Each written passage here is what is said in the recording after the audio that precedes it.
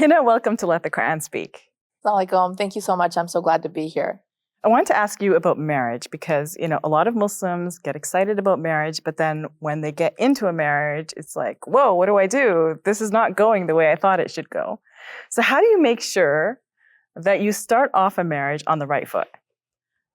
I think you said it, that everybody gets very excited. And I think they're not excited about the marriage. They're actually excited about the wedding because one of the things that I've always criticized not just our community, but just marriage on a whole is that everybody prepares for the wedding day. For months, right? For months, yes. And allocates funds and, there's lists and whatnot, but nobody prepares for marriage. Mm-hmm. And it's probably one of the most unregulated jobs that you're ever going to do because you're never going to learn anything or, educate yourself about it or get the skill set that you need to be married. And we just kind of, we just throw our children into the process of marriage without giving them any of the tools that they're going to need to make that marriage survive. It's astonishing, really, that, you need a license for everything in life except for two things that I think are very vital, especially like in our faith as well as believers, as Muslims, is marriage and children. And marriage being one of them, that, our parents are going to focus on all the preparation part of it, what to serve and when to book the halls and the functions and the events.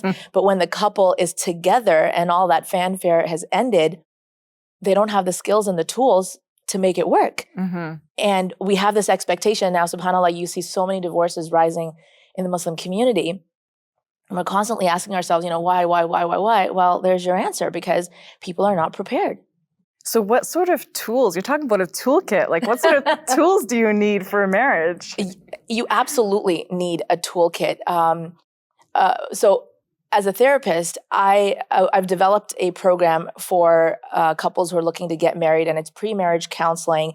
It's developed with 3 of the main methods that I follow in therapy in my session. So I use the Gottman method, I use relational life therapy, and emotion-focused therapy. And then obviously coming from our own deen and our faith and our beliefs and practices, I've made this holistic package that addresses the main issues in relationships, and not just coming from the different schools of thoughts, but also from the things that I see in therapy. So if I have couples who come in looking to get divorced after 5 years, 10 years, 15 years, I've gathered all this information and come up with these 5 main criteria that couples really struggle with. Things like conflict resolution, communication, attachment, and so on and so forth. So when you know what the problematic end result is, it's really easy to work backwards and say, hey, what would it look like if a couple getting into a marriage had access to this information before it became a problem?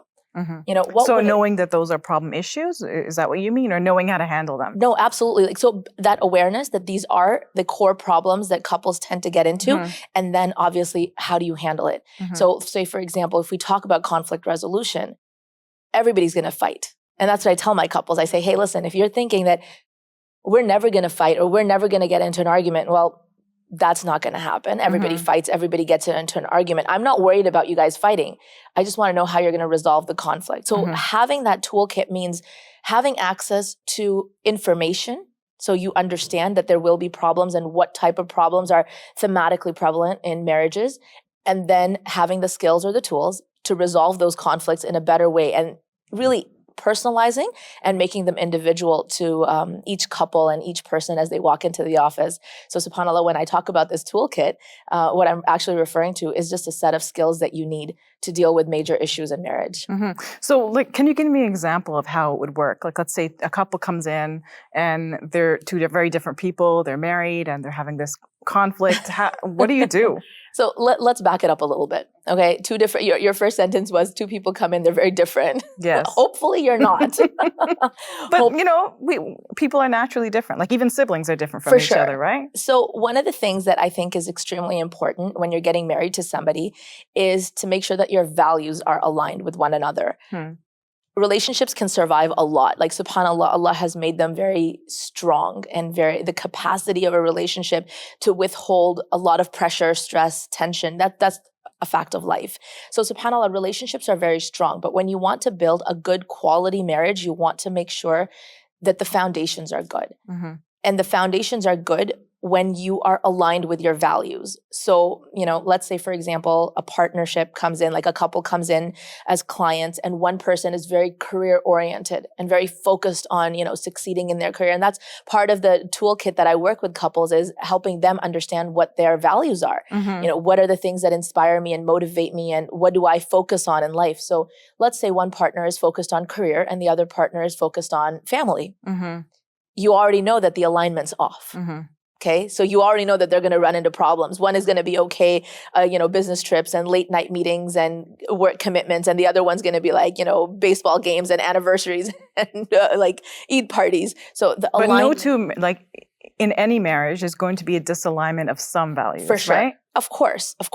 As long as their end goal is similar and their end goal values are similar, yeah, absolutely, you're right. Obviously there's going to be a little bit of difference between two individuals. You can't possibly find that perfect fit, but the end goal values have to be similar. Or at least if they're not similar, then before you're getting into the marriage, you need to know what you're getting into. I think that's so foundational. That's so important. But sometimes you don't even know ahead of time. I mean, you get married and you don't even know what you're like, or you don't even know how you'll change over time, right? Like, yeah, for sure. 10 years down, you're not the same person as you were, when you got married. You're not. So when you start off with similar values, so imagine two people are getting married and they are starting their life off together and they have the same vision for their marriage and for their relationship. The aim is through pre-marriage counseling or through educated marriages, the aim is that they're going to grow together in life. So 10 years, 15 years later, there will be growth, but the growth will be together. The couple will grow together. If the values are not aligned, yeah, of course they're going to grow, but they're going to grow apart. And nowadays when we see, couples getting divorced at 15 years, like married for 15 years, you've got children and so on and so forth. And people are like, well, why now? It's because they grew, but they grew apart. And 15 years later, they were both in a very different place, but because their value alignment was so off, they just found that they were living together like roommates, but they had none of that attachment or growth potential together. So how do you make sure that you're growing together and, you're not compromising something that you really care about just to make sure that you're growing together, Always remember, the Stephen Covey, the statement that begin with the end in mind. Always, always, always begin with the end in mind. So when you begin a relationship, begin with the end in mind. What do you want the end of this relationship to look like? How do you see yourself growing old together? And continuously communicating that with your partner throughout the years. We have a tendency of losing focus on the journey, right? Like you'll get distracted and kids will come into the picture, career changes, families, successes and challenges and failures. We lose focus of our end goal. And that's where that misalignment happens, and you'll see it happening a lot when a child enters the picture. So mom will become the primary caretaker. Dad will be a little bit more focused in his work. And then when the child is more independent, the couple's looking at each other and saying, well, I don't know how to communicate with you. I don't know how to be with you. So just making sure that you're continuously checking in. I send my couples on a retreat on them together. So the package that we do, 5 modules, we work on, communication, conflict resolution, attachment theory, problem, decision making. So we do the modules, but I and they have their answers and their work, the book that they work in together. And I always tell them once a year, take a weekend for yourselves and revisit all the modules again. Fill them out again. That's where alignment comes in.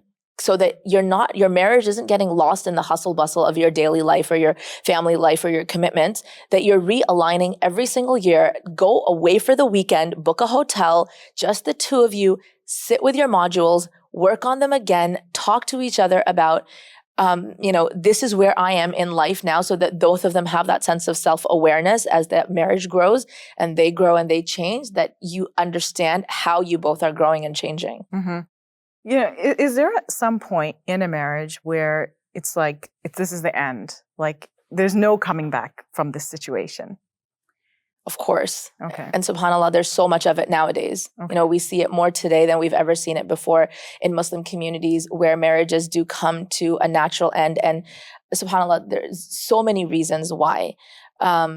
I'm not here to make a decision for people about what the right or wrong decision is. Whatever people's decision is, what I can say from a therapeutic perspective, people get help too late. Okay. Majority of the people that come into therapy as a last resort, this is it. The marriage is done.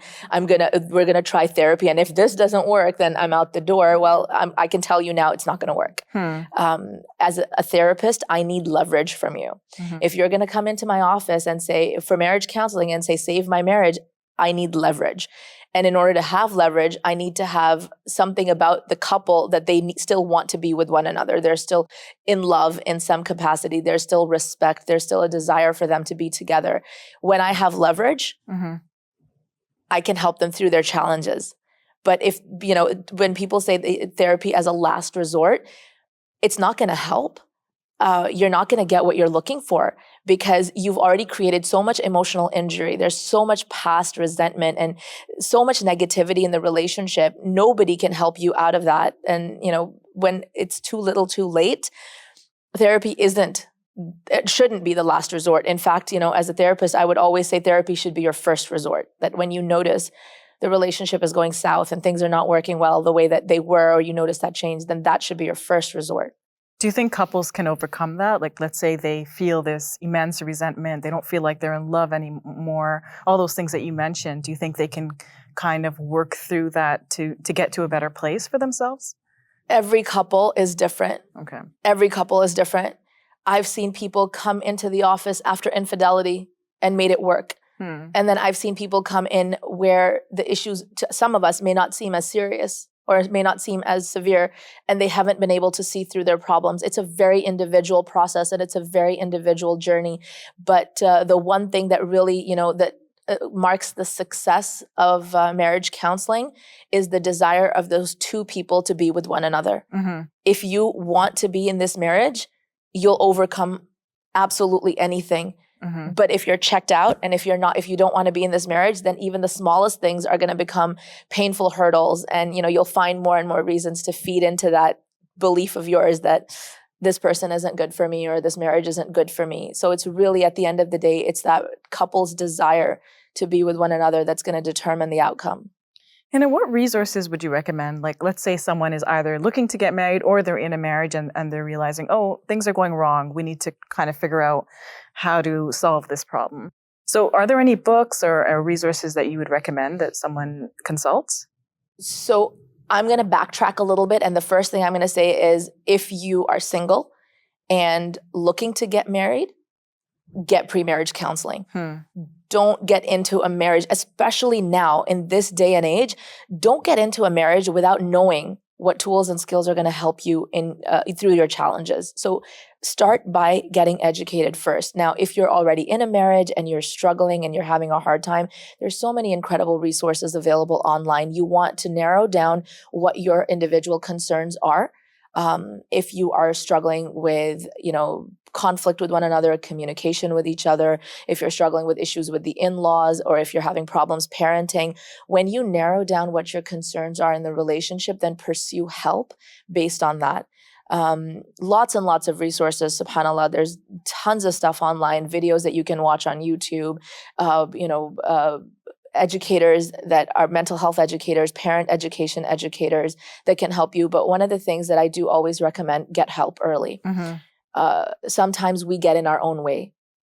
And when we get in our own way, we get so blinded with our emotions and we get so overwhelmed and we're not able to see past our problems because they're clouding our reason and judgment. If you can get help early, go to therapy, get your marriage the help that it needs when it's in its early stages of suffering and struggling. If it becomes prolonged suffering, it's going to be hard for you to come back. As you mentioned, like there's resentment, there's anger. It's going to be really hard to come back from that. So seek help. You've mentioned a few times, in this day and age, now more than ever, marriage is hard, divorce is more common. Why do you think that is? The long and short of it is that there's no relationship dependency anymore. 100 years ago, women were not working and the man was the breadwinner. So he would bring the money home, and that's how the household would run. And the wife was very much dependent on him for safety, security, financial stability. And the man, on the other hand, was very much dependent on his wife to raise the children, cook his food, clean his home, manage the functioning and the day-to-day. We don't have that anymore. A man can take care of himself. He can cook for himself. He can parent himself. A wife can go out there and earn money. So that relationship dependency that used to exist a long time ago, it doesn't exist anymore. So what are the major players now? In a modern marriage, what are your major players?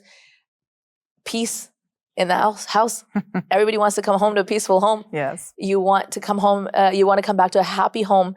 You want respect in your relationship. You want emotional dependency. You want somebody to care for you. You want companionship. So the game has changed for a lot of couples out there. Not to say that it's not, similar. People still, the financial dependency is nice at times. And, it's nice to have a wife who's going to stay home and do the tarbiyah of the kids at home. So all of that is still there, but it's not a necessity anymore. Relationships have evolved because we have evolved as people. Women are educated. They're now in the workforce more. Since that shift has happened, the needs of the marriage have changed. And when the needs of the marriage change, we need to change with it. So we need to provide our relationships with whatever they need. Before, and when I say before, I mean say, for example, 150, 75 years ago, depending on which country and culture you're from, there was no communication.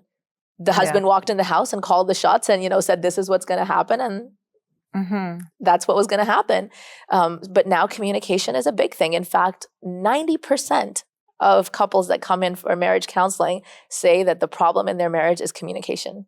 So do you think that, husbands need to do a lot more to kind of adapt to this changing situation that you're mentioning? I think we both do, both genders Husbands do. and wives? Yeah, absolutely. We all need to start understanding, that change in dynamic and the change in roles that households are facing. But I do want to, remind everybody that if we come back down to our authentic roots, our rights and responsibilities as Muslims, what our rights are in the home and what our responsibilities are in the home, right now, marriages suffer because we're always pointing our finger to the other person. You are not like this, and you didn't do this, and you didn't take care of this. It's a lot of blame game. If we really turned it around and we said, okay, well, what are my responsibilities of the home? Am I fulfilling my duties as a wife, or am I fulfilling my duties as a husband?